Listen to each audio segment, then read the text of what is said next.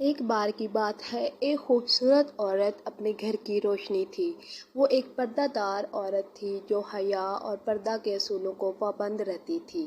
اس کی زندگی اسلامی اقدار اور سنتوں پر مبنی تھی۔ ایک دن وہ مسجد جا رہی تھی جبکہ ایک لڑکا نے اسے دیکھا۔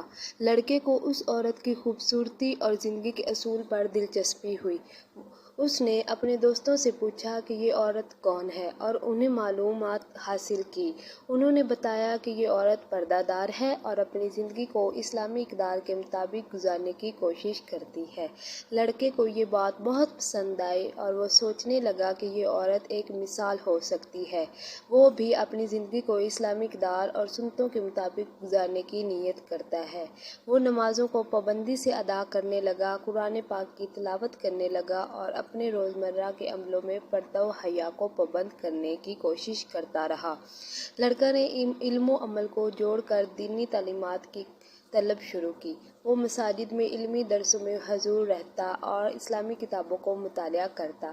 اس کی علمی قوت مزید بڑھتی گئی اور وہ لوگوں کو اسلامی اقدار کے بارے میں تعلیمات دینے لگا۔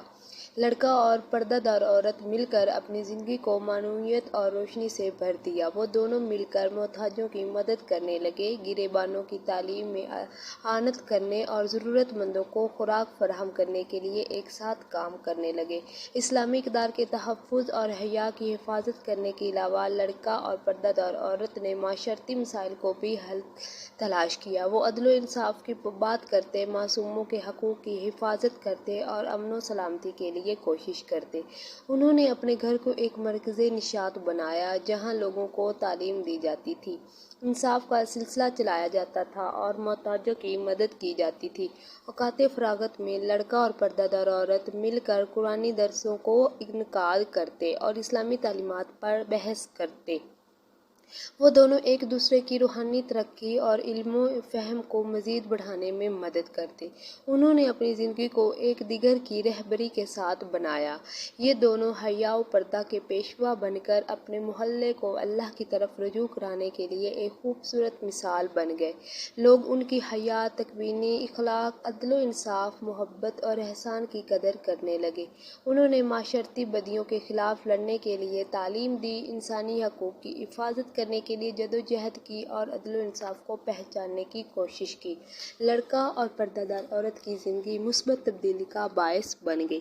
ان کی حیا و پردہ داری نے انہیں باقی معاشرتی روابطوں میں بھی زیادہ احترام و عزت کے ساتھ مقام حاصل کیا۔ لڑکا اور پردہ دار عورت کی مثال آسمانی نور کی طرح پروازاں ہو گئی۔